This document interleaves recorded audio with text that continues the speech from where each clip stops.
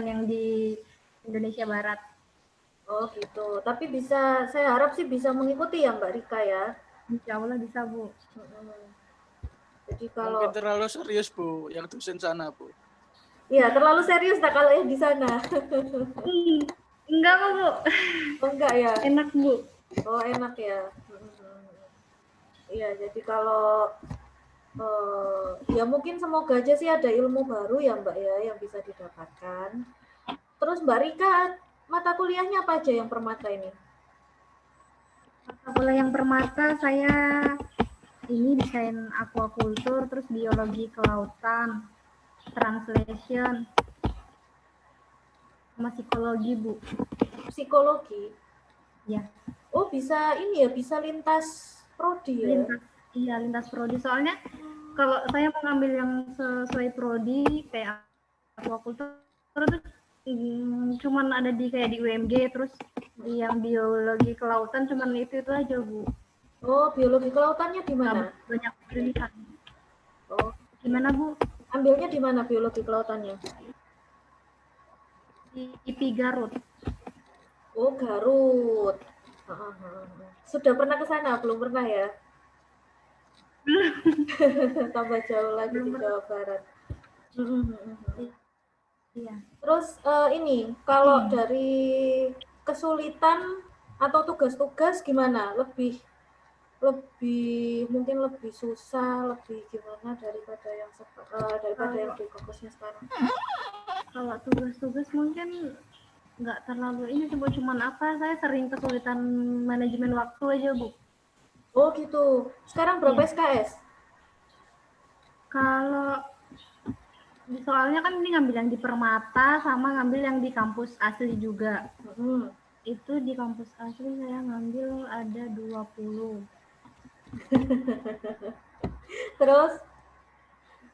Terus di Permata 5, 3, mungkin ada 16 Kak Bu. 16? Iya. Wow, berarti 36 SKS. Iya Bu. Soalnya apa yang bisa dikonversi cuman ini aja rekayasa desain aquaculture, yang lainnya nggak bisa. Jadi wajib ambil. Oh gitu, berarti kalau misalnya yang lainnya wajib ambil, nanti hasilnya apa? Dapat SKPI gitu ta? Surat keterangan tambahan mata kuliah apa gimana nanti? Untuk menyatakan, oh gitu. Oke, berarti sama kayak Mbak Anfau sama Alisa ya, berapa SKS ya kalian ya semester ini? Sama Bu, sama seperti Rika. Sama. Oke, ya udah deh ya. Jadi saya enggak mau menambah beban teman-teman. Oke lah, jadi tugas-tugasnya ya itu ya. Semoga gimana tugasnya, apakah dari saya itu kesulitan?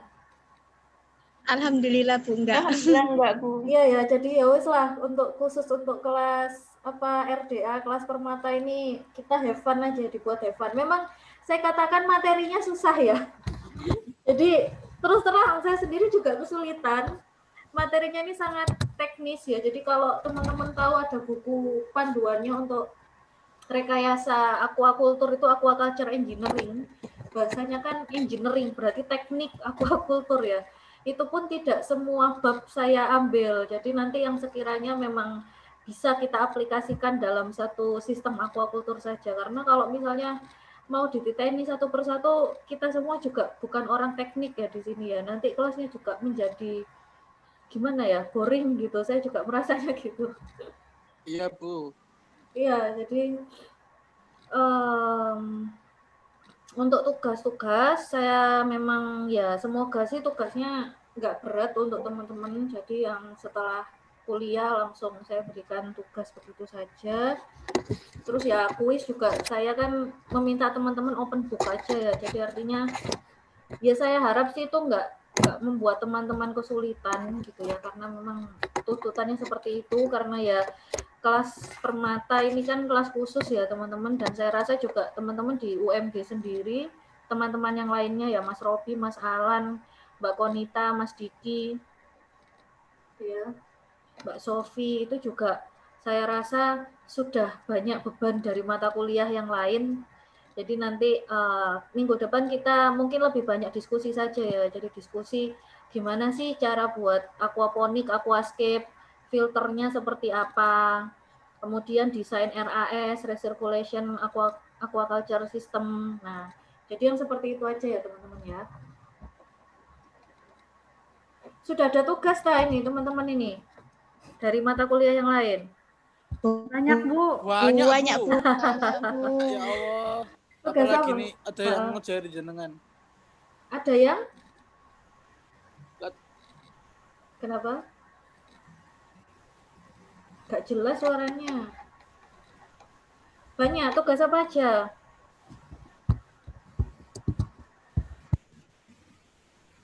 Ada yang? Tugasnya teknologi, Bu. Kenapa? Aplikasi bioteknologi. Buat apa? Aplikasi biotek.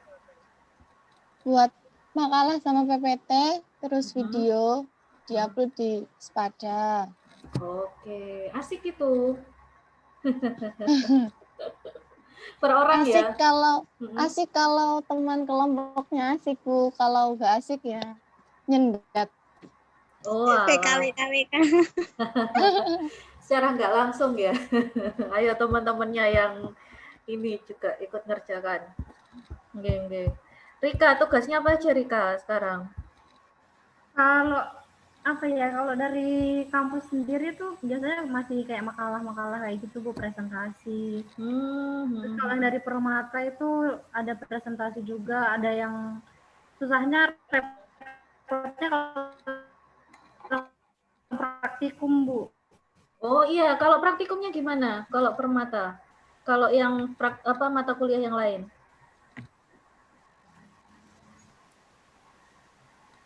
Pakai video. Oh iya betul. Iya Mbak Rika ya.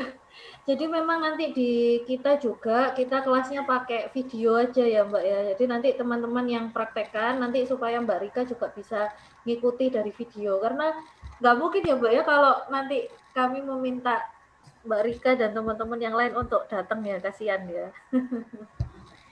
Geng. Iya teman-teman. Tapi kalau untuk tugas, iya. Tapi kalau untuk tugas membuat video itu tetap nanti saya akan meminta teman-teman untuk buat video, gitu ya. Tapi kalau untuk tugas makalah dan lain-lain mungkin tidak sampai ke sana. Jadi kayak mungkin yang teman-teman yang sudah dapat kuliah DPPI ya, seperti semester kemarin kan ada membuat video ya tentang DPPI. Gitu aja sih ya teman-teman ya. Oke, saya share screen. Sistem aerasi. Sudah terlihat ya slide materinya.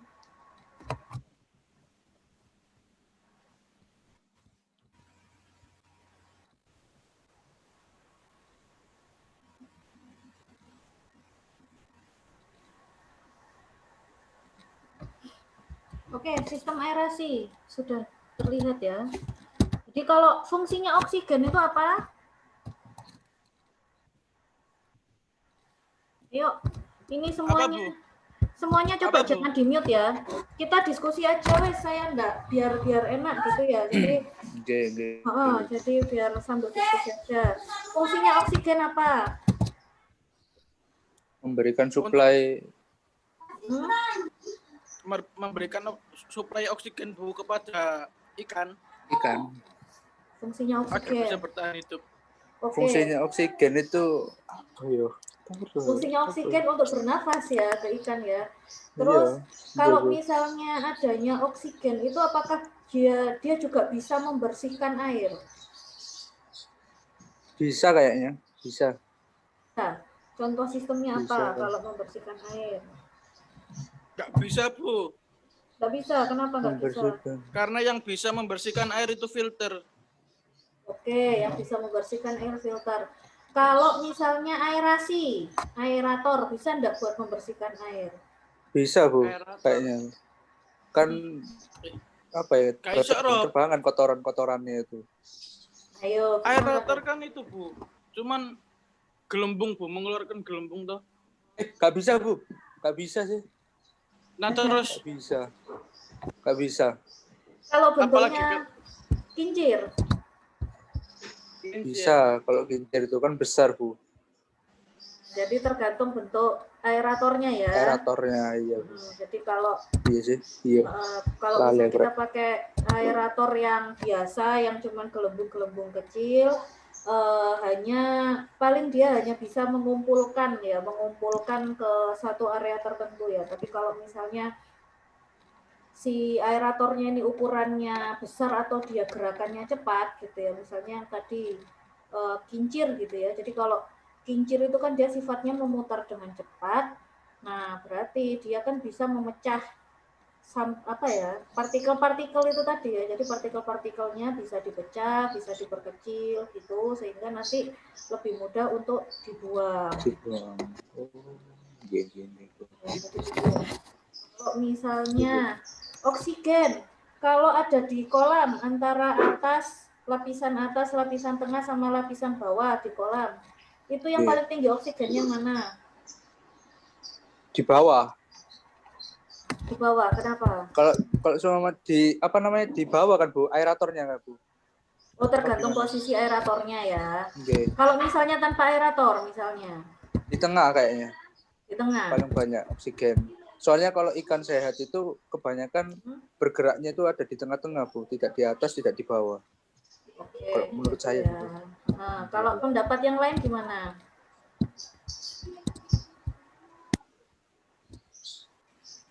Ayo.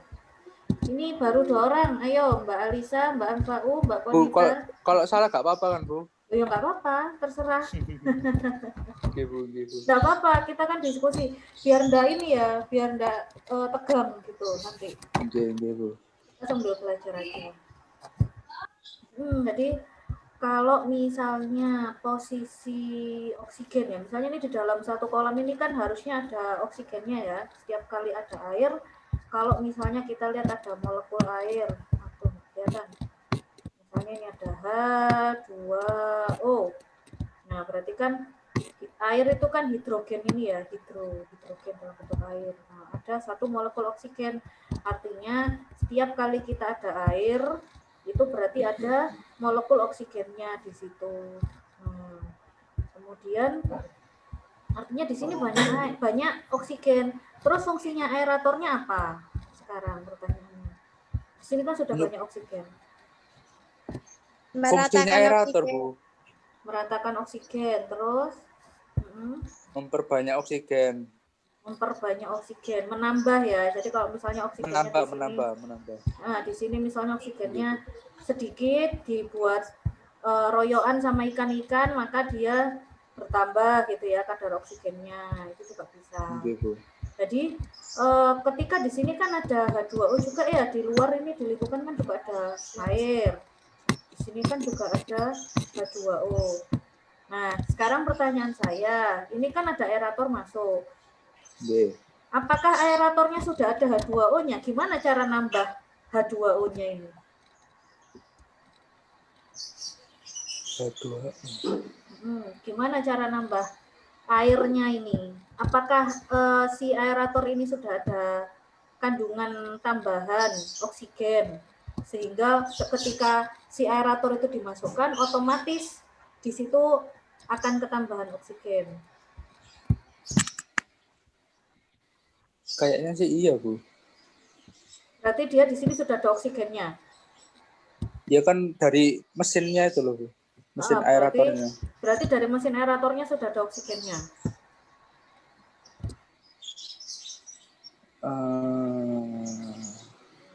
Nah itu, Bu.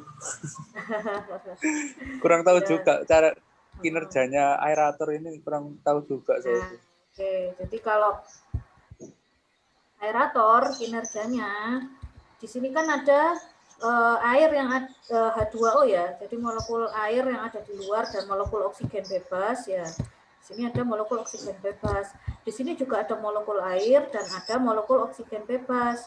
Nah, terus gimana sih dia supaya masuk ke dalam satu sistem ini, maka ditambahkan yang namanya aerator gitu. Jadi aerator ini bukan ada kandungan oksigennya, tapi aerator ini adalah medium gitu. Jadi medium untuk mempercepat transfer oksigen yang ada di luar, yang ada di udara itu dia lebih cepat ditransferkan ke dalam sini gitu, ke dalam satu sistem kolam. Kalau misalnya nih nggak ada aeratornya gitu ya, apakah oksigen yang ada di sini nggak bisa masuk ke sini? Bisa sih masuk tetap, cuman kan butuh waktu ya. Jadi nggak bisa cepet untuk oksigen ini masuk gitu. Paham ya teman-teman ya? Jadi fungsi aerator adalah mempercepat masuknya oksigen. Makanya kenapa kalau misalnya oksigen itu kok banyak di daerah yang ada aeratornya. Ya, jadi kalau di daerah aerator itu kok banyak oksigennya, misalnya semakin jauh dari aerator itu kok semakin sedikit oksigennya, karena medium perambatan. Nah, istilahnya medium perambatannya itu dibantu dengan adanya alat ini, gitu, sehingga oksigennya lebih cepat untuk dipindah ke dalam sistem aquaculture. Paham ya teman-teman ya sampai sini ya? Berarti oksigennya itu masuk apa gimana itu Bu? Iya, Kan jadi mesin. jadi oksigennya masuk. Jadi sebenarnya adalah aerator ini dia fungsinya untuk mendorong, membantu mempercepat oksigen yang masuk gitu loh Mas. Oh. Seharusnya dia bisa masuk sendiri, kan oksigen dari udara bisa masuk ke air, air bisa menguap, seperti itu kan biasa ya. Nah, untuk mempercepat supaya ibaratnya nih ikan ini sudah terlalu keruh gitu ya, ikan-ikannya sudah banyak yang ke permukaan karena butuh oksigen tambahan gitu ya. Kan banyak ya, kalau ikan kan kalau sudah di tengah ini merasa cadangan oksigennya berkurang kan biasanya mereka ke atas ya. Ke atas. Nah, ke atas karena di bawah itu sudah berkurang, sudah berkurang signifikan kandungan oksigennya. Mereka kan biasanya ke atas gitu untuk ngambil oksigen tambahan. Begitu dimasukkan aerator kan langsung ya sering ngerumpul ke aerator ya. Itu kan berarti apa? Ketika misalnya nih aeratornya dimasukkan ke area sini, ternyata ikannya nanti ngumpul di daerah sini. Berarti kan oksigen ini akan dipercepat ya masuknya melalui adanya si aerator. Gitu. Jadi nanti makanya ngumpulnya di daerah situ itu gitu. Ya, jadi segala jenis tipe aerator sebenarnya karakteristiknya adalah dia mempercepat masuknya oksigen dari medium udara ke medium air. Iya, Bu. Jadi ketika misalnya di perairan umum DO ini kan sangat dibutuhkan ya, oksigen ini sangat dibutuhkan oleh semua organisme termasuk tanaman. Ketika malam hari mereka membutuhkan oksigen.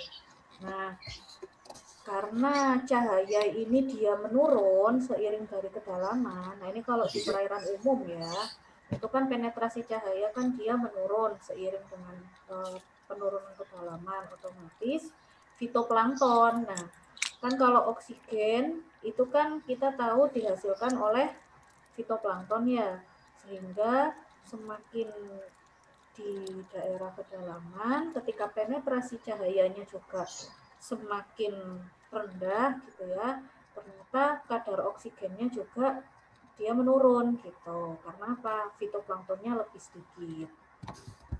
Terus apalagi teman-teman? Ternyata ya ada aja. Maaf Bu, suaranya putus-putus. Oh iya, mohon maaf Mbak Rika. Semoga bisa jelas ya suaranya. Yes. Nah, jadi kalau misalnya ketika di situ ada turbiditas, kepadatan yang tinggi, kemudian awannya misalnya ini dia terlalu redup gitu ya, jadi kondisinya itu tidak cerah, kemudian suhunya meningkat, maka kandungan oksigen itu juga bisa menurun sehingga kita perlu adanya aerator. Oke. Teman-teman semuanya paham sampai sini? Paham Bu, paham. Yang lain?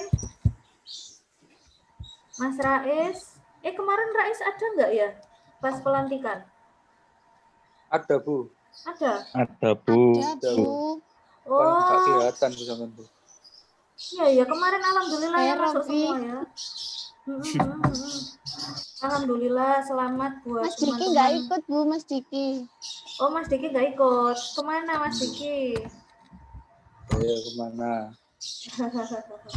Ya, jadi alhamdulillah ya teman-teman semuanya hadir. Oh iya iya, Rais ada benar-benar. Ngapunten Mas Rais. Iya, jadi alhamdulillah ya. Saya kemarin senang sekali ya, langsung merinding gitu melihat teman-teman semuanya hadir gitu. Bahkan yang jarang kuliah tiba-tiba ikut kegiatan tersebut gitu ya. Saya lihat, oh alhamdulillah. Semoga teman-teman semangat dan kompak terus lah sampai akhir, sampai nanti bentuk grup alumni gitu. Amin. Kayak gitu. Ya, alhamdulillah ya. Jadi ini Mbak Rika baru kemarin teman-teman Himakua ya, pelantikan kepengurusan yang baru. Oh ya Bu. Ya, baru kemarin ini. Jadi yang Wah, sekarang semester 5 ya? Wah, sekarang semester 5 untuk himpunan mahasiswanya. Jadi baru kemarin Mbak pelantikannya. Selamat bekerja ya untuk teman-teman. Ketuanya yang kemarin perkenalan itu Bu. Iya betul, ketuanya kemarin perkenalan. Harusnya hadir ini. Nggak tahu ini. Kok belum pada hadir ini anak-anak. Nah, jadi ini ya, kalau misalnya seiring kedalaman di permukaan biasanya suhunya tinggi. Kalau tekanan tidak terlalu berpengaruh ya. Kalau di kolam ya kan, kalau kolam kan kedalamannya juga nggak terlalu parah, kecuali kalau di perairan laut. Kalau perairan laut itu tekanannya itu sangat tinggi ketika kedalamannya juga ini ya. Jadi semakin dalam tekanannya juga semakin tinggi. Salinitasnya. Nah, ini ketika di perairan gitu ya, itu perairan seiring dengan kedalaman tertentu maka salinitasnya akan semakin tinggi gitu. Sehingga kalau misalnya di kolam ikan, kenapa sih perlu ditambah aerator tambahan untuk menjaga kandungan oksigen ini? Karena dia daerah permukaan itu kan suhunya kan fluktuatif ya. Ketika suhunya tinggi berarti kadar oksigennya rendah, maka setiap kolam kalau perlu harus ada satu sistem aerator untuk mempercepat proses oksigen yang masuk itu tadi. DO vs suhu, dissolve oksigen vs suhu. Ketika suhunya 0, kandungan oksigennya 14,65. Oke, saya mau bertanya dulu, kalau kandungan oksigen yang bagus untuk ikan berapa? Lebih dari 3 mg per L, Bu. Masuk lebih dari 3? Ayo. Dari 5, Bu, dari 5. Nah, lebih dari 5 ya. Kalau 3, ngap-ngapan nanti ya. Jadi minimal dia 5. Nah, jadi kalau ternyata suhu sampai 30 itu masih 7,44. Kemungkinan, nah ini kan masih datanya hanya DO berbanding suhu. Belum nanti kalau ada tambahan kandungan nitrat. Ya, kalau di sini ada pakan yang pakan yang tersisa misalnya, ada kandungan amonia, maka DO-nya bisa menurun lagi ketika suhunya 30 derajat. Suhu rata-rata kalau di Gresik berapa, teman-teman?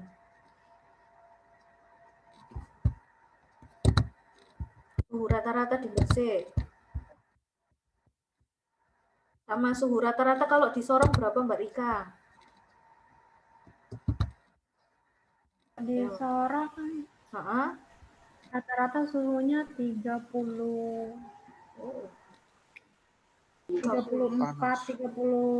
34 sampai 37, Bu. 30. Wow. Panas Bu. itu. Wow. Masya Allah. Itu kalau itu kalau mau jemur pakaian sehari kering berarti ya, Mbak ya? Wah, mantap ya. Kering, Bu, kalau pas lagi nggak musim hujan. Walah, berarti di sini dapat suhu 26 atau 27 tuh udah lumayan, Bu. Oh gitu ya. 26, 27 udah lumayan ya, yang di Gresik 26, 27 sedang ya masuknya ya. Kalau dingin 20-an mungkin ya, 20, 21, 22. Oke. Itu yang Wow. 36, 37 itu suhu apanya itu? Suhu di dalam air apa di udara apa gimana, Mbak Rika? Di udara. Oh, di udara. Di udara 36, sih. 37. Rata-rata 36, 37. Hampir kayak Surabaya. Di sini kalau paling dingin itu suhu 24. 24 paling dingin ya. 24 sedang. Wow. Iya, 24, 25 tuh udah dingin gitu, Bu. Oke, kapan biasanya kalau suhu dingin kayak gitu? Hujan. Itu kalau bisa dapat 24 itu kalau pas hujannya terus-terusan, Bu, berhari-hari kayak hujan gitu bisa nyampe 24. Oh gitu. Sekarang belum masuk musim hujan ya, berarti masih panas di Panas. sana ya.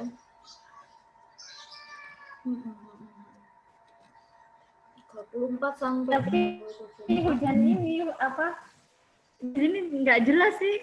Kadang-kadang pagi hujan, nanti siang panas gitu, Bu. Oh, di sana udah hujan? Iya, Bu. Apa? Oh. Ini aja udah lagi mendung. Tapi ini gerah. Oh gitu, iya ya. Alhamdulillah ya. Gersik sudah hujan dah teman-teman. Belum, Bu. Panas.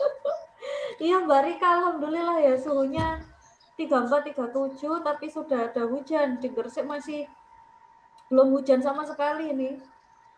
Sudah berapa Kemarin lama? sih hujan, Bu. Oh, Sempat hujan? satu kali aja. Iya, sempat satu kali aja tapi, Bu. Oh, bentar ya biasanya ya. Gerimis sih, nggak hujan, gerimis gitu. Benar. Benar itu. Nggak tahu ya dia iklimnya. Kalau Surabaya katanya sudah 2 sampai 3 kali hujan, tapi ya panas memang ya. Panas, Bu. Nggak kuat, Bu. Sik ya panas ya. Iya, jadi kalau misalnya nih ya, kalau yang tadi Mbak Rika mengatakan suhunya 34 sampai 36, ketika hanya DO berbanding suhu gitu ya, nggak ada pelet, nggak ada royoan sama ikan, cuman DO sama suhu. Di situ mungkin 34 itu bisa DO-nya 5 ya, nyaris 6 sampai 5, itu belum ada ikannya. Kalau misalnya ketambahan ikan, wah, suhunya DO-nya malah bisa menurun secara drastis. Nah, itu seperti itu ya.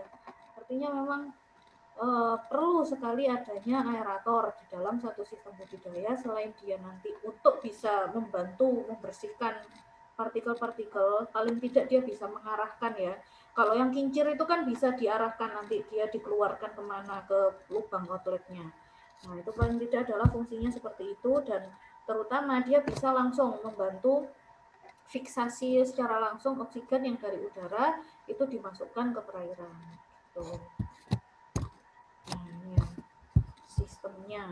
Artinya apa prinsipnya? Mentransfer gas oksigen yang asalnya dari atmosfer ke dalam air kolam.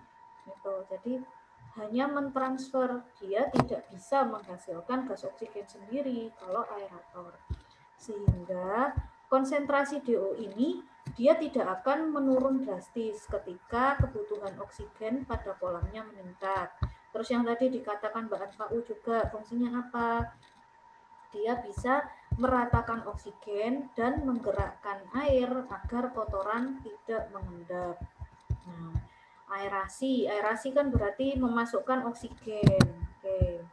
Misalnya nih ya, ini masih mungkin sedikit nyambung sama mata kuliah manajemen budidaya air dulu itu ya, manajemen kualitas air dulu itu, media budidaya MKAMB. Jadi kalau ada oksigen dimasukkan ke dalam satu sistem, nah di sini nanti ada nitrogen ya, nitrogen di alam itu kan NO2, nitrogen, nitrat yang ada di perairan ya, nitrat, terus nanti diikat menjadi NO3 ya. Kemudian ternyata ada fiksasi dengan molekul hidrogen jadi amonia. Oksigen ketika dimasukkan ke dalam satu sistem kolam maka bisa mengurangi karbon dioksida di dalamnya. Ya, semakin tinggi oksigen di dalam satu perairan, maka kandungan karbon dioksidanya juga semakin sedikit. Itu ya teman-teman ya. Kalau ada yang kurang paham, monggo ditanyakan mawon. Terus aerasi karakteristiknya apa? Menghasilkan gelembung-gelembung yang dia lembut, kecil, dan jumlahnya banyak. Tadi ya manfaat aerasi ya. Jadi juga ada meminimalisir berbagai zat pencemar dengan yang terkandung dalam air seperti senyawa yang mudah menguap, benzen, trikloroetilen itu langsung diuapkan, dibuang. Jadi ada oksigen itu yang ketika diikat nanti bentuknya adalah menjadi molekul yang bisa dibuang dalam bentuk udara gitu ya. Jadi dirubah bentuknya ke udara seperti yang kemarin kita bahas, ada energi potensial dirubah jadi energi gerak lah, itu juga sama. Ada yang misalnya awalnya dia dalam bentuk cair dirubah menjadi gas. Nah, itu adalah fungsinya penambahan oksigen. Jadi oksigen ini akan menghilangkan segala macam yang ada di sini, karbon dioksida, segala macam hidrogen sulfida, metan, besi, mangan, berbagai senyawa kimia dengan melakukan pengikatan. Jadi oksigen ini nanti mengikat molekul-molekul tersebut yang kemudian bisa dikumpulkan sehingga lebih mudah dibuang, atau oksigen ini nanti melakukan pengikatan dengan molekul-molekul ini sehingga bisa diuapkan gitu. Sehingga bisa mengurangi, ya saya katakan mengurangi, meminimalisir berbagai zat pencemar yang terkandung di dalam air gitu. Saya rasa ini sudah jelas ya teman-teman ya, tanda kalau sudah kolam kekurangan oksigen itu seperti apa ya. Ada bau busuk, ikannya berkumpul di dekat sumber aerasi, nggak mau makan, airnya warnanya coklat, abuan gitu ya. Ini kan sehingga apa, kita melihat indikatornya kalau airnya berubah drastis, oh berarti alganya sedikit. Kalau misalnya di kolam yang ekstensif, kalau kolam yang intensif ya coklat keabuan ini ya berarti dari feses, kemudian mungkin pemberian pakan juga terlalu nggak sesuai gitu ya, sehingga airnya menjadi keruh, menjadi butek. Angin kencang, hujan badai, musim panas berkepanjangan, cuaca berawan. Nah, saya mau tanya kenapa hujan bisa menyebabkan ikan kekurangan oksigen? Ayo teman-teman. Karena airnya sendiri itu kan dingin, terus habis itu ya kan kotoran Bu dari atas genteng terus jatuh ke apa ya, banyak kotornya gitu loh Bu. Gitu dah Bu, apa gimana sih? Bisa, enggak apa-apa, jangan takut salah, enggak apa-apa. Terus Takut salah saya Bu. Tenang, enggak apa-apa. Di sini enggak ada istilah laki-laki itu selalu salah ya. Enggak ada kayak gitu, tenang aja. Monggo yang lain bagaimana? Alisa, Alfa, Konita, Rais, Diki, Anfau, Alan. Ayo, kenapa hujan itu bisa menyebabkan kolam kekurangan oksigen? Kenapa ya? Kenapa ya? Ayo, ada yang tahu? Sofi. Karena hujan mempengaruhi tingkat keasaman di air kolam, Bu. Iya, tak, Bu? Berarti jadi apa? Lebih asam, lebih basah? Lebih asam, tak, Bu? Ya, betul. Jadi tadi selain kalau misalnya ada hujan itu berarti nanti dia ada penambahan kotoran, otomatis apa yang tadi saya sampaikan, kalau misalnya suhu DO oksigen aja kalau suhunya naik aja sudah otomatis dia berkurang. Kalau misalnya oksigen ketambahan zat-zat yang lain otomatis kan oksigennya berkurang. Lah hujan ini kan dia menurunkan pH ya. Lah pH itu juga nanti mempengaruhi kadar oksigen. Ketika pH-nya rendah, oksigennya juga berkurang gitu ya. Kondisi asam ini juga bisa menyebabkan ikan-ikan ini kan akhirnya kan nggak sesuai ya, pH-nya sudah nggak sesuai, oksigennya menurun. Makanya kalau hujan badai ini kolam ini biasanya, pokoknya kalau begitu hujan, kolamnya ini biasanya asam kalau nggak ada pelindung atasnya itu ya. Maka harus diberikan penambahan kapur dan juga aeratornya itu dipertinggi. Untuk apa? Netralisir asamnya ini tadi. Gitu, teman-teman. Musim panas berkepanjangan ini tadi kan jelas ya, kalau misalnya suhunya tinggi, nah ini kan otomatis oksigennya akan berkurang. Nah ini ada hasil penelitian nih, sedikit aja saya bahas ya. Jadi kalau ada perlakuan A, B, C, D. Perlakuan yang A ini dia disifon 3 kali sehari, aerasinya 3 hari sekali. Yang B sifon tiap hari, aerasi setiap hari. Yang C sifonnya 3 hari sekali, aerasinya sepanjang waktu.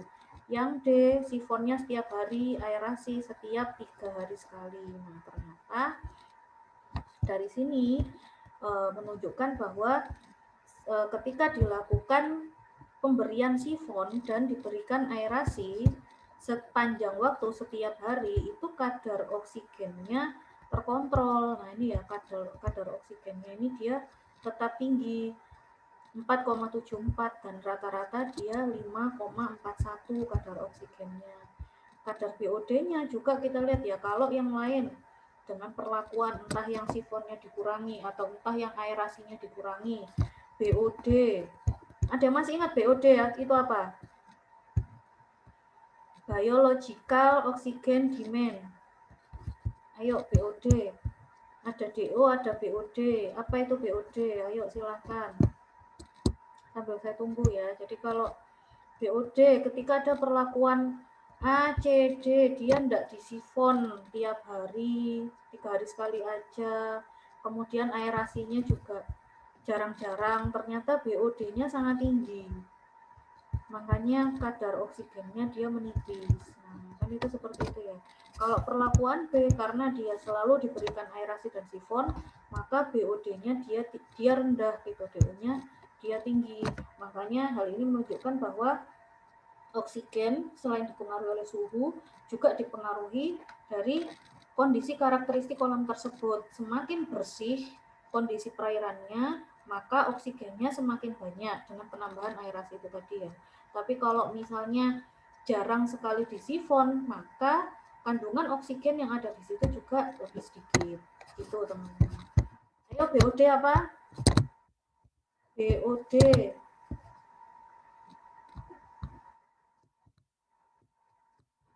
Ayo BOD. Wah, ayo. Ada yang tahu BOD?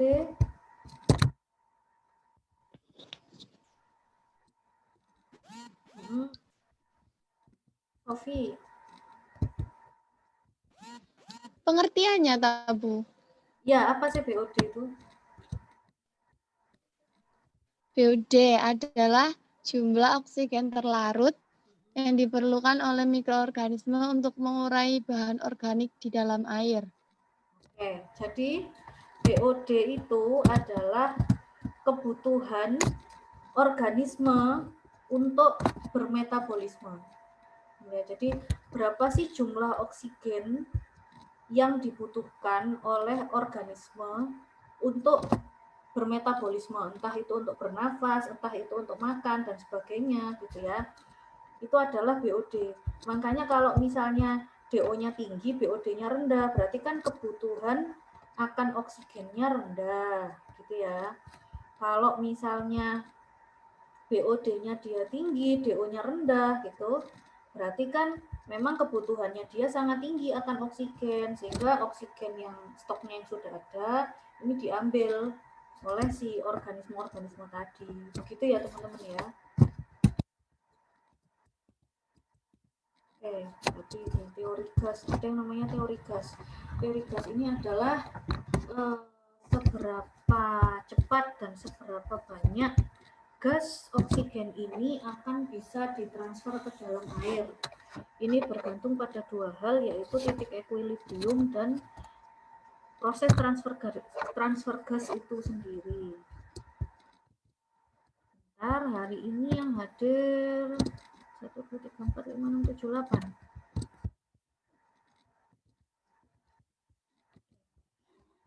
Jadi ketika titik equilibrium itu kan artinya seimbang. Titik ini akan bisa didapatkan jika tidak ada gas bebas atau tidak ada bubble di air. Ya.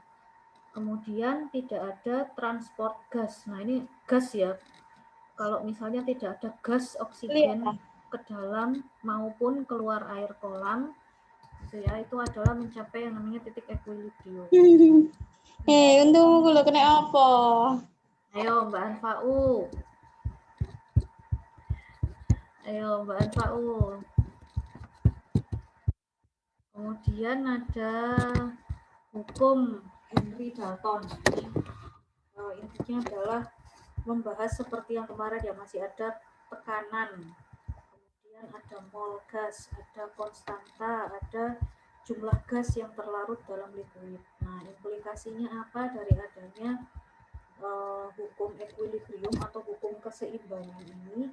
Maka ketika terjadi peningkatan total tekanan, gitu ya, atau jumlah gas di atmosfernya itu tinggi, maka konsentrasi gas yang ada di air itu juga semakin tinggi. Misalnya, ya kalau hukum Henry Dalton ini ya. Nah, ketika misalnya ini kita punya satu sistem kolam, di sini oksigennya tinggi, nah di dalam oksigennya juga tinggi. Nah, jadi ketika di sini ada peningkatan jumlah gas di atmosfer, maka ini juga meningkatkan kemungkinan konsentrasi gas dalam bentuk liquid ini semakin banyak ditransferkan ke dalam air, gitu ya teman-teman ya. Oke, sampai sini paham? Ika, Robi, Sofi, Alisa, Anfa'u, Rais, Konita, Diki, Alan. Oke, Bu. Kula, Bu. Oke. Nah, transfer gas sekarang. Jadi kalau gimana sih kalau proses dari transfer gas itu sendiri? Maka ini tadi ya, kalau misalnya tadi kan kita buatnya sistemnya seperti ini ya. Jadi ini yang ada di kolam, ada di air, ini yang ada di udara. Nah, maka transfer gas itu kan nanti seperti ini. Nah, ternyata di antara lapisan udara dan air itu ada namanya lapisan pembatas. Gitu. Jadi untuk udara ini masuk ke air, di sini ada lapisan pembatas tipis. Nah, sehingga nanti ketika ada konsentrasi tertentu gitu ya. Jadi kalau di sini udaranya di sini kan tadi kan dikatakan harus equilibrium ya. Jadi dia harus seimbang. Kalau misalnya lapisan pembatas di sini ini juga seimbang, artinya ketika di sini lapisan pembatasnya ada 0,2 gitu ya.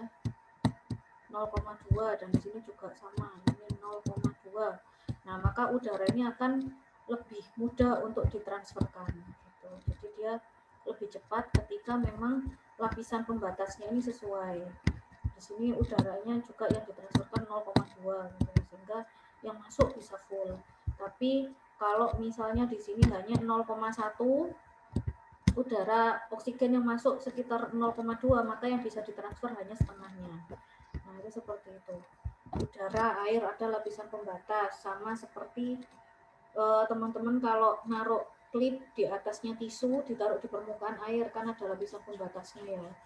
Nah, itu seperti itu. Jadi dalam proses transfer. Lapisan pembatas itu apa, Bu? Jadi lapisan pembatas ini adalah lapisan mediumnya. Jadi kayak ya itu tadi kalau misalnya di air itu kan kita ngerasanya kayak seperti udara langsung ditransfer ke air gitu ya.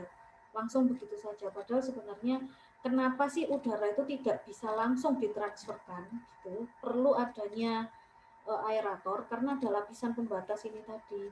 Air itu ternyata masih ada permukaannya gitu ya, Mbak ya. Iya, paham.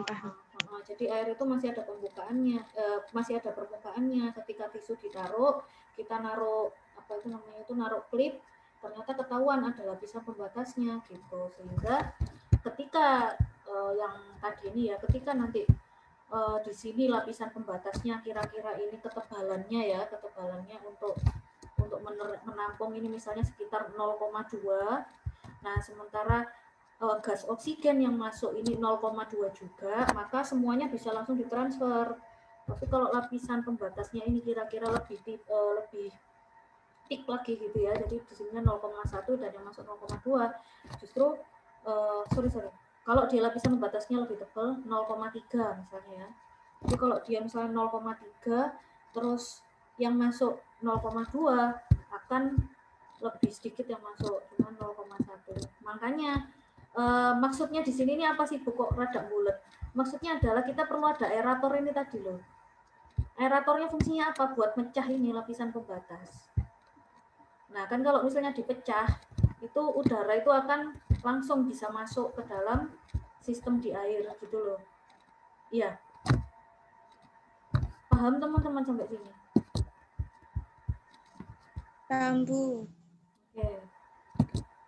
Mungkin yang lain juga bisa paham ya. Jadi gitu. Kalau misalnya ini harusnya ada lapisan pembatas. Ketebalannya kita nggak tahu berapa ketebalannya. Cuma dia ada lapisan pembatas yang perlu dirusak gitu lapisan pembatas tersebut sehingga udara ini lebih cepat masuk ke air. Jadi saya enggak akan menjelaskan tentang ini karena ini nanti ribet juga ke teman-teman ya. Yang saya jelaskan adalah prinsipnya seperti apa untuk proses dari transfer gas ini tadi. Jadi konsentrasi gas dalam air akan semakin tinggi ketika saturasi gasnya juga semakin tinggi. Saturasi gas itu gimana maksudnya? Kepadatan molekul. Jadi molekul gas yang air oksigen tadi yang ada di udara, semakin dia padat molekulnya, maka semakin mudah untuk ditransferkan ke dalam air. Sehingga kita masuk ke konstruksinya ya. Prinsip dasarnya aerator yang baik adalah aerator yang mencapai titik equilibrium. Artinya adalah diharapkan kita membuat aerator yang ketika udara yang masuk sekitar 0,2 itu tadi, maka dia juga bisa ditransferkan ke dalam air 0,2 gitu. Gitu ya teman-teman ya. Nah, sehingga konstruksi dan ketebalan aerator ini perlu diperhatikan. Jadi untuk prinsip dasar konstruksi itu ada dua. Bisa dibuat seperti ini ya. Jadi air masuknya ke sini tapi nanti ada ditambah udara masuk gitu ya. Jadi dalam bentuk yang aerator yang dari bawah, kemudian supply outletnya ditaruh di bawah konstruksinya, atau bisa juga di sini ada lapisan air, kemudian nanti udara bubble, kemudian di sini adalah berupa rembesan. Jadi jadi bisa aerator itu bisa dikonstruksikan di sebelah sini maupun bisa dari sini gitu.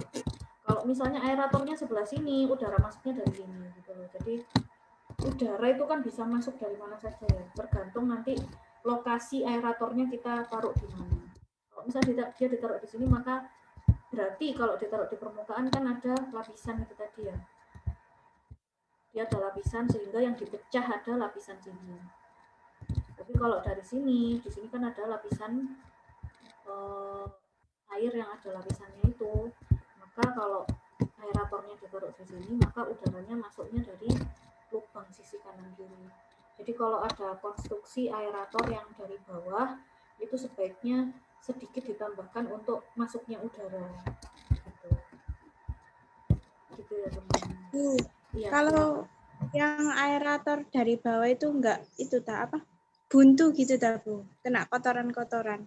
Nah, ya itu memang. Jadi kelemahannya nanti itu adalah kalau aerator yang dari bawah itu kan bubble-bubblenya itu kan kecil juga ya. Jadi ada yang bubblenya itu kan kecil-kecil karena kalau terlalu tinggi juga nanti ikatnya stres. Maka dia harus ada jalurnya, Mbak. Jadi misalnya aerator bubble-nya ini udaranya ditaruh di tengah. Maka nanti untuk kotoran-kotoran itu nanti diarahkan ke samping, Mbak, konstruksinya. Jadi bubble-nya ditaruh ke tengah atau misalnya bubble-nya di pinggir sini, pojok, nah, nanti sehingga untuk outletnya dipasang di sini. Itu gitu. Memang kelemahannya ada memerangkap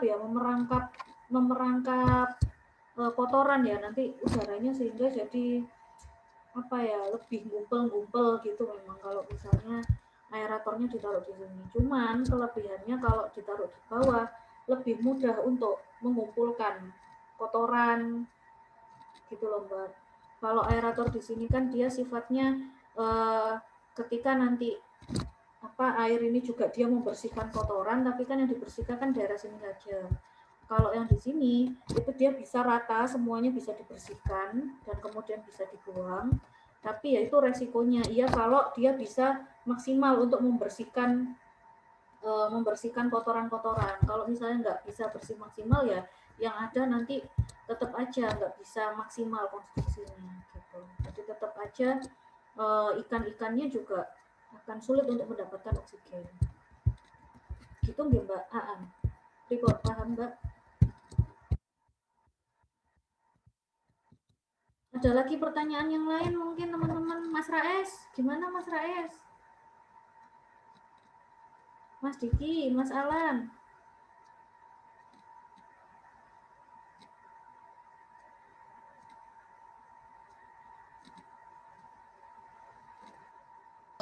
Terus itu apa namanya?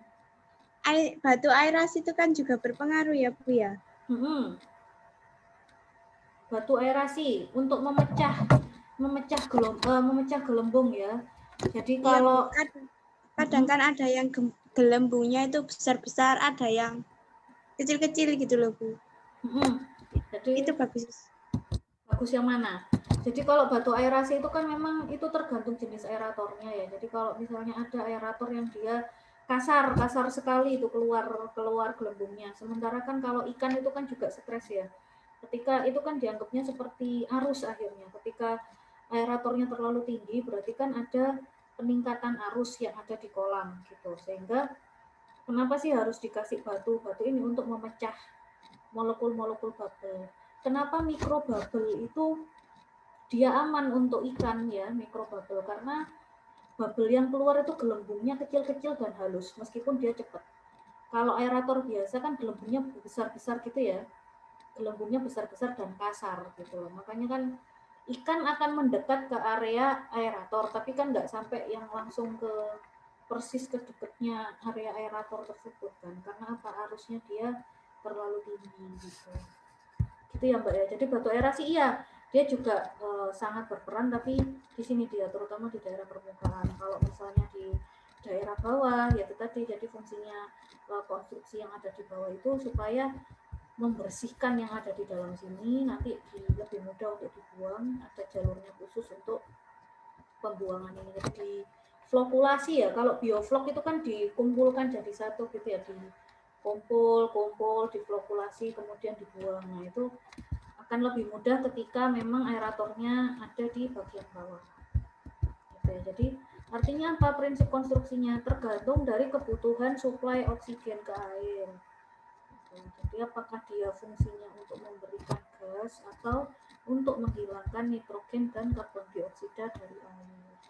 Oke, biar nggak ngantuk, pertanyaan saya, kalau untuk memberikan oksigen di air, ada nomor 1, ada nomor 2, yang mana yang lebih bagus digunakan?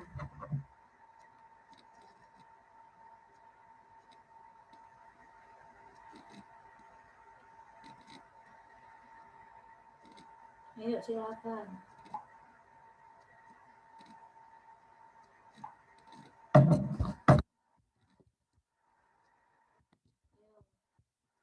Kalau misalnya untuk menghilangkan nitrogen dari air, yang mana yang lebih bagus?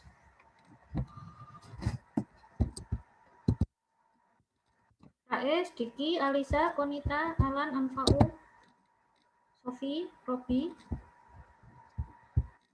Rika.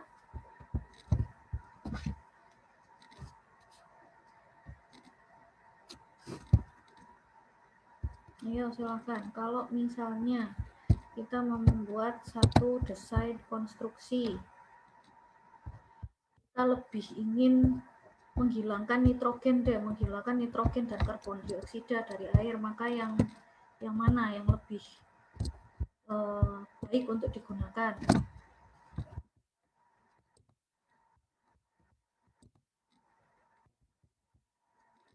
Nah, ini kemana? Ya, masalah. Ayo.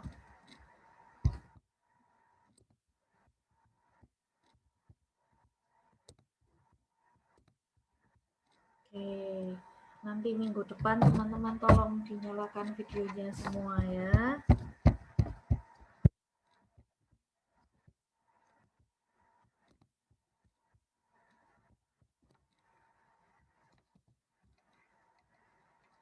Oke, saya tunggu ada yang menjawab.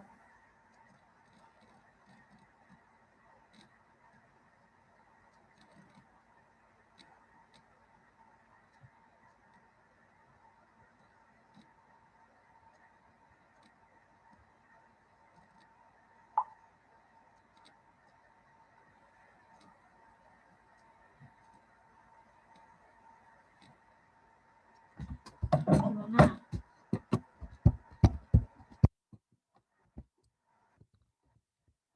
Ayo teman-teman, gimana?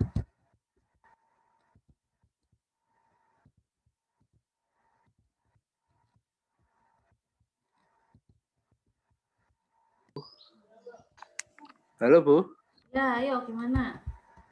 gimana Bu? Gimana? Ada tipe 1, tipe 2. Putus. Ayo, ada tipe 1, ada tipe 2 di sini ya, tipe 1, tipe 2.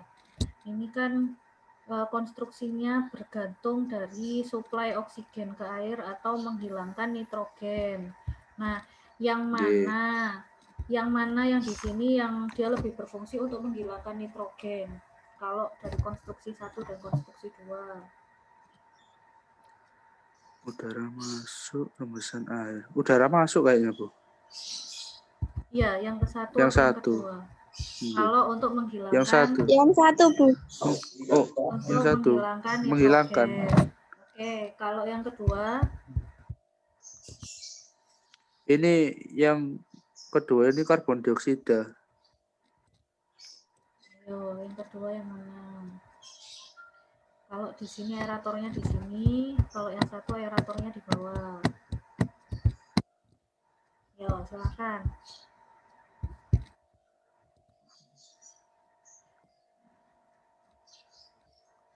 Kalau yang menghilangkan itu yang nomor 1.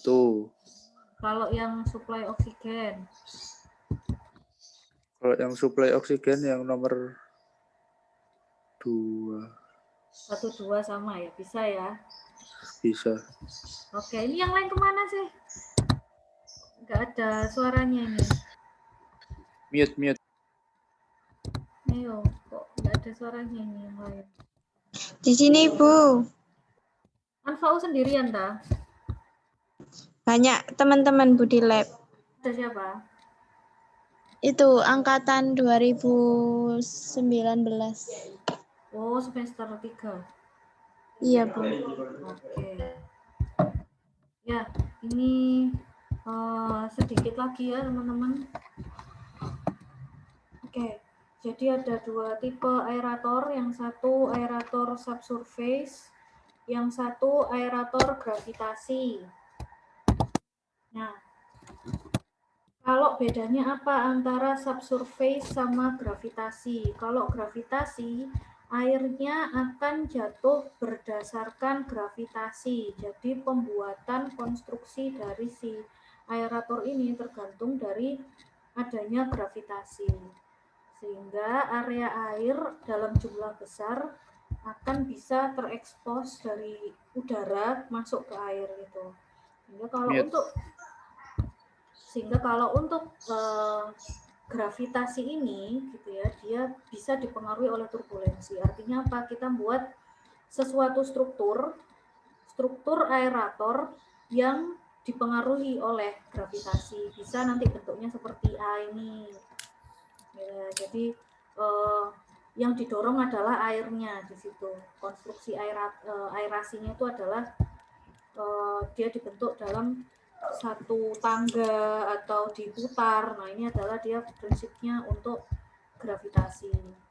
Contohnya A, B, C, D, E, F.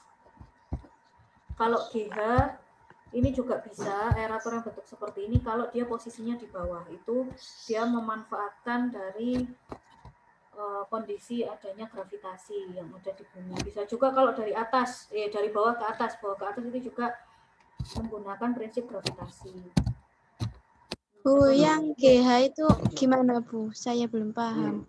Kalau yang GH kan biasanya kan ada aerator kan yang ditaruh di atas itu ya Mbak ya. Biasanya kan ditaruh di permukaan, ada aerator taruh permukaan. Lah kalau ini dia aeratornya di bawah.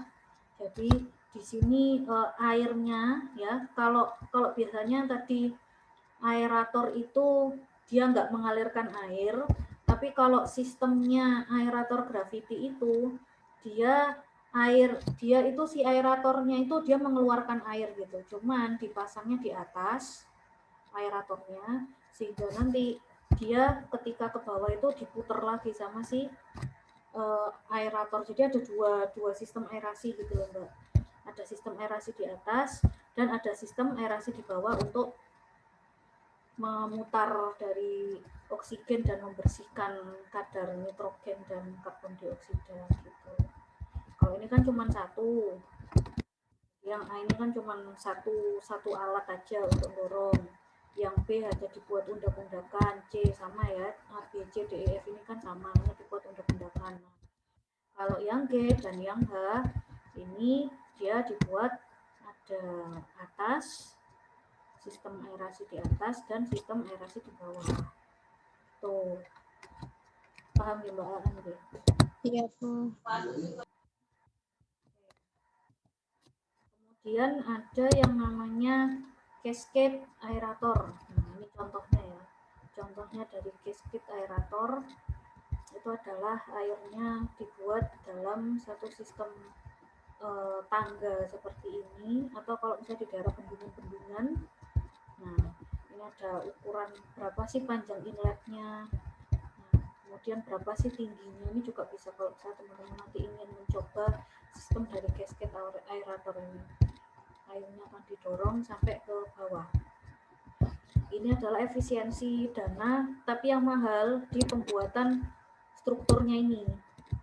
Cuman dia tidak butuh aerator dalam jumlah banyak gitu loh. Jadi ini cukup satu sistem aerator aja sudah bisa menghidupi ikan-ikan yang dalam jumlah banyak gitu. Jadi nggak perlu banyak aerator. Kalau yang sistem gravity ini kelebihannya. Ini juga ada untuk ukurannya berapa Bu? Boleh misalnya dengan 400 cm atau dibagi dua hanya 200 cm, kemudian masing-masing tangga dibuatnya 50 cm. Seperti itu. Ada lagi yang pack column aerator ya. Nah, jadi kalau ini udaranya dimasukkan dari sini. Nah, kemudian ada untuk blowing udara keluar. Ini seperti ini. Kalau misalnya namanya pack column aerator, ini di bawah ke atas. Kemudian kalau metode subsurface, nah ini ada dua, metode kincir dan venturi. Oke, dibaca dulu aja. Nanti kalau ini boleh ditanyakan ke saya. Apa sih metode kincir dan metode venturi?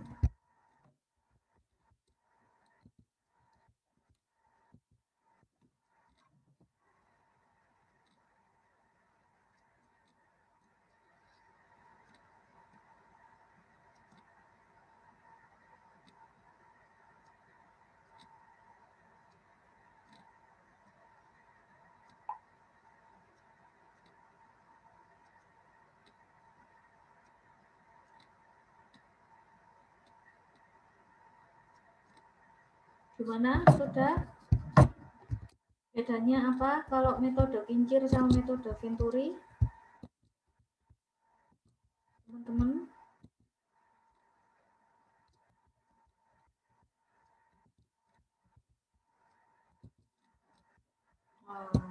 Ya. Ada metode kincir sama sistem venturi. Kalau metode berbentuk lingkaran yang berputar. kincir sama sistem Venturi. Kalau kincir berarti hanya bundar saja ya, jadi artinya adalah dia langsung mentransfer dari udara, dipecah gitu ya, jadi si lapisan penghubung itu tadi dipecah udaranya sehingga bisa langsung ditransferkan ke air. Kalau sistem Venturi dia menggunakan tabung hampa silinder, jadi ini seperti mikrobubble itu loh. Mikrobubble itu kan dia ada penyempitan yang kemudian dibesarkan lagi. Nah, ketika dia penyempitan di sini, tekanannya akan dimaksimalkan. Nah, sehingga air yang nantinya mengalir keluar itu akan dalam bentuk lebih kecil ya. Kemudian juga airnya mungkin dalam jumlah debit yang sedikit, tapi dia bisa banyak keluarnya. Itu yang minggu kemarin kita bahas yang ada sistem tempat wudhu yang ada di Tuban itu ya, jadi airnya cuma sedikit tapi dia bisa keluarnya banyak. Nah, ini dia menggunakan sistem hukum Bernoulli. Nah, ketika di sini yang kemarin saya katakan kalau luas penampangnya dia besar, maka V-nya kecepatannya dia rendah. Kalau luas penampangnya kecil, maka kecepatannya tinggi sehingga apa langsung disemburkan. Itu untuk sistem Venturi. Kalau di sini ada tabung oksigen, aeration tank, maka Venturinya akan dipasang di sebelum. Nah, jadi sebelum sistem itu nanti ada Venturi yang kemudian langsung disemburkan gitu, ke tangki-tangki aerasi. Nah, yang tadi ya sistem difusi aerasi. Jadi dalam satu sistem kolam itu nanti dimasukkan gelembung-gelembung di situ, dipompakan. Nah, tapi gelombangnya dia lembut gitu ya, jadi kecil-kecil. Kemudian baru nanti dia bisa dibersihkan untuk bisa membersihkan nitrogen, karbon dioksida dan mengalirkan oksigen sehingga nanti kolamnya juga bisa lebih bersih. Bentuknya seperti apa ya ini? Jadi ada blower, ada air filter dimasukkan. Nah, aeration tanknya nanti ditaruh di bawah, dibersihkan di aeration tank sehingga nanti dia kalau yang di sistem ini dia dibuang di bawahnya. Di bawahnya langsung masuk ke lubang outlet. Nah, ini ya subsurface.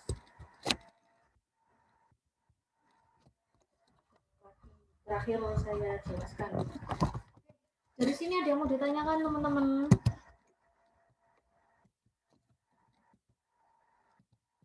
Halo, monggo. Ada yang mau ditanyakan?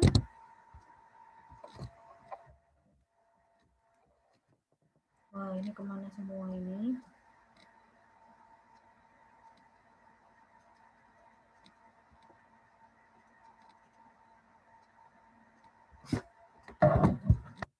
Oke, kalau misalnya memang tidak ada yang ditanyakan, saya akhiri perkuliahan hari ini.